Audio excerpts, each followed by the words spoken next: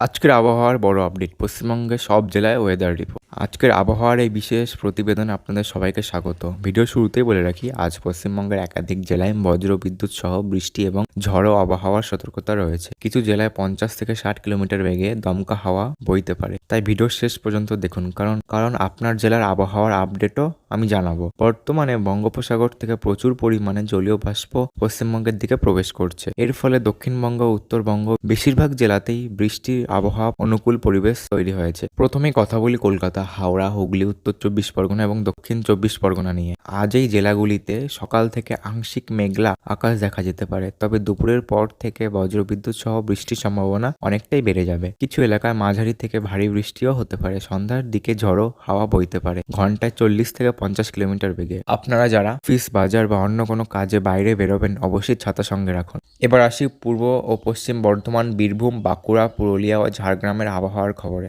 এই জেলাগুলিতে দুপুরের পর কালবৈশাখীর মতো পরিস্থিতি হতে পারে। হঠাৎ করে আকাশ কালো হয়ে যাওয়া, বজ্র বিদ্যুৎ এবং ঝড়ো হাওয়ার সম্ভাবনা রয়েছে। কিছু জায়গায় স্বল্প সময়ের জন্য ভারী বৃষ্টিও হতে পারে। বিশেষ করে কৃষকদের জন্য সতর্ক বার্তা রয়েছে। বজ্রপাতের সময় খোলা মাঠে না থাকার পরামর্শ দেওয়া হচ্ছে।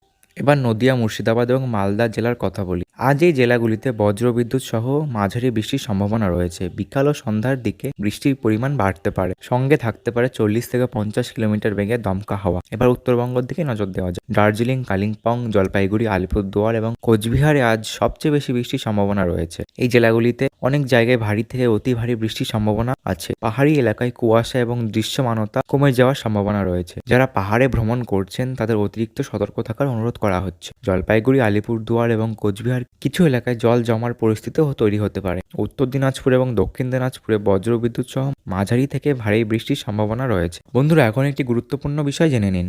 বজ্রপাতের সময় কখনো খোলা মাঠে দাঁড়াবেন না, বড় গাছের নিচে আশ্রয় নেবেন না, প্রয়োজন না হলে ঝড়ের সময় বাইরে বেরোবেন না, মাছ ধরতে বা জলাশয়ে যাওয়া এড়িয়ে চলুন এবং আবহাওয়া খারাপ থাকলে বৈদ্যুতিক যন্ত্রপাতি ব্যবহারে সতর্ক থাকুন। সব মিলিয়ে আজ পশ্চিমবঙ্গের অধিকাংশ জেলাতেই বৃষ্টি এবং বজ্র ঝড়ের সম্ভাবনা রয়েছে। উত্তরবঙ্গে ভারী বৃষ্টির সম্ভাবনা সবচেয়ে বেশি, আর দক্ষিণবঙ্গে বজ্রবিদ্যুৎ সহ ঝড়ো আবহাওয়ার আশঙ্কা রয়েছে। আপনার জেলার এখন অবস্থা কেমন? বৃষ্টি হচ্ছে নাকি এখনো রোদ? নিচে কমেন্টটা অবশ্যই জানাবেন। ভিডিওটি ভালো লাগলে লাইক, শেয়ার এবং প্রতিদিনের আবহাওয়া ও সরকারি প্রকল্পের আপডেট পেতে আমাদের চ্যানেলটিকে সাবস্ক্রাইব করে রাখুন। ধন্যবাদ।